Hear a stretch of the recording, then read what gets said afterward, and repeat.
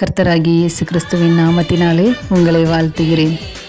கர்த்தர் நல்லவர், அவர் கிருபை என்றும் உள்ளது.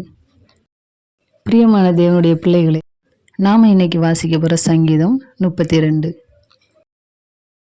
தாவீது ராஜா சொல்றாரு, நான் என் அக்கிரமத்தை மறைக்காமல் என் பாவத்தை உமக்கு அறிவித்தேன், என் மீறுதல்களை கர்த்தருக்கு அறிக்கையிடுவேன் என்றேன். தேவரீர் என் பாவத்தின் தோஷத்தை மன்னித்தீர். எப்பொழுதும் கர்த்தரிடத்துல நமக்கு என்ன தேவை, நான் என்ன சூழ்நிலைகளில் இருக்கேன், எனக்கு எந்த காரியத்தில் விடுதலை வேணும் அப்படிங்கிறத தான் நம்ம எப்போவுமே சொல்லுவோம். ஆனால் இந்த சங்கீதத்தில் தாவீது ராஜா சொல்கிறாரு, தான் செஞ்ச ஒரு பாவத்தின் நிமித்தமாக அவருடைய மனது அவ்வளோ பாரமாக இருக்கிறத சொல்கிறாரு. பொதுவாகவே நமக்கு யாராவது ஒரு தீங்கு செஞ்சுருக்காங்க, நமக்கு விரோதமாக ஒரு காரியத்தை பண்ணியிருக்காங்க அப்படின்னு சொன்னால் அவ்வளோ சீக்கிரத்தில் நம்ம மறக்க மாட்டோம். யாராவது ஒரு வார்த்தை சொன்னால் கூட அது நம்ம மனசை அழுத்தி கொண்டே இருக்கும் இல்லையா? இந்த காரியத்தை இவங்க செஞ்சுருக்கக்கூடாது, இந்த வார்த்தையை இவங்க சொல்லியிருக்கக்கூடாது, இவங்க இப்படி நடந்திருக்கக்கூடாது அப்படின்னு நம்ம நினைப்போம். ஆனால் அதையும் தாண்டி நம்ம இந்த காரியத்தை செஞ்சது தப்போ, இவங்களுக்கு விரோதமாக நம்ம இந்த வார்த்தையை சொன்னது தப்பா, நம்ம செஞ்ச இந்த செயல் தப்பாக இருக்குமோ நமக்கு தோணுது அப்படின்னு சொன்னால் கண்டிப்பாக அது தப்பாக தான் இருக்கும் இல்லையா? அப்படிப்பட்ட சூழ்நிலைகளில் தாவீது ராஜா சொல்கிறாரு, நான் அந்த பாவத்தை அடக்கி வைத்தது நிமித்தமாக என் கதறுதலினாலே என் எலும்புகள் உலர்ந்து போயிற்று அப்படின்னு சொல்கிறாரு. உங்கள் இருதயத்தை அழுத்தி கொண்டிருக்கிற அந்த காரியத்தை, உங்களை பாரப்படுத்தி இருக்கிற காரியத்தை கர்த்தரிடத்தில் என்று தாவீது ராஜா இருதயத்தை திறந்து அறிக்கையிட்டது போல் அறிக்கையிடுங்க. ஏன்னா அறிக்கையிடணும்? ஏன்னா இது சகாயம் கிடைக்கும் காலம். தாவீது ராஜா அதை அறிந்திருந்தார். சகாயம் கிடைக்கும் காலத்தில் பக்தி உள்ளவன் எவனும் கர்த்தரை நோக்கி விண்ணப்பம் பண்ணுவான்னு சொல்றாரு. ஒருவேளை நான் செஞ்ச இந்த காரியத்தினால என் குடும்பத்தில் இந்த நன்மை தடைபட்டு இருக்கா, நான் செஞ்ச இந்த ஒரு சின்ன தவறுனால இந்த நன்மை வாய்க்காமல் இருக்கா, இந்த கதவுகள் அடைக்கப்பட்டு இருக்கா எனக்கு அப்படின்னு உங்களுக்கு தோணுதா? விண்ணப்பம் பண்ணுங்க, இருதயத்தை ஊற்றுங்க. என்ன சூழ்நிலையா இருந்தாலும் கர்த்தர் காப்பாற்றுவார். அவர் நமக்கு மறைவிடமா இருக்கிறார். இருதயத்தை அவருடைய சமூகத்தில் ஊற்றும் போது நமக்கு அவர் போதித்து நாம் நடக்க வேண்டிய வழியை காட்டுவார்.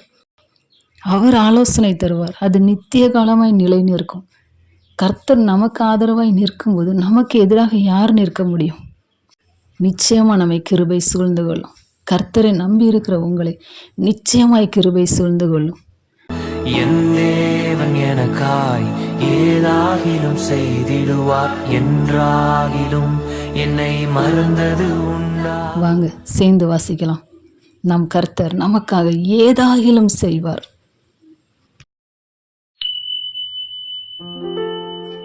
எவனுடைய மீறுதல் மன்னிக்கப்பட்டதோ, எவனுடைய பாவம் மூடப்பட்டதோ அவன் பாக்கியவான். எவனுடைய அக்கிரமத்தை கர்த்தர் எண்ணாதிருக்கிறாரோ, எவனுடைய ஆவியில் கபடமில்லாதிருக்கிறதோ அவன் பாக்கியவான். நான் அடக்கி வைத்த மட்டும் நித்தம் என் கதறுதலினாலே என் எலும்புகள் உலர்ந்து போயிற்று. இரவும் பகலும் என் மேல் உம்முடைய கை பாரமாய் இருந்ததினால் என் சாரம் உஷ்ணகால வறட்சியைப் போல வறண்டு போயிற்று. நான் என் அக்கிரமத்தை மறைக்காமல் என் பாவத்தை உமக்கு அறிவித்தேன், என் மீறுதல்களை கர்த்தருக்கு அறிக்கையிடுவேன் என்றேன். தேவரீர் என் பாவத்தின் தோஷத்தை மன்னித்தீர். இதற்காக சகாயம் கிடைக்கும் காலத்தில் பக்தி உள்ளவன் எவனும் உம்மை நோக்கி விண்ணப்பம் செய்வான். அப்பொழுது மிகுந்த ஜலப்பிரவாகம் வந்தாலும் அது அவனை அணுகாது. நீர் எனக்கு மறைவிடமாய் இருக்கிறீர். என்னை நீர் இக்கட்டுக்கு விலக்கி காத்து இரட்சண்ய பாடல்கள் என்னை சூழ்ந்து கொள்ளும்படி செய்வீர். நான் உனக்கு போதித்து நீ நடக்க வேண்டிய வழியை உனக்கு காட்டுவேன். உன்மேல் என் கண்ணை வைத்து உனக்கு ஆலோசனை சொல்லுவேன்.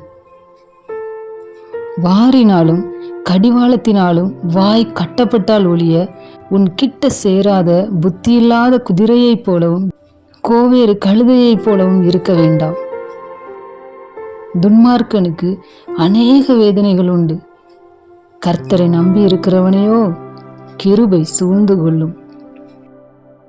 நீதிமான்களே, கர்த்தருக்குள் மகிழ்ந்து களி கூறுங்கள்.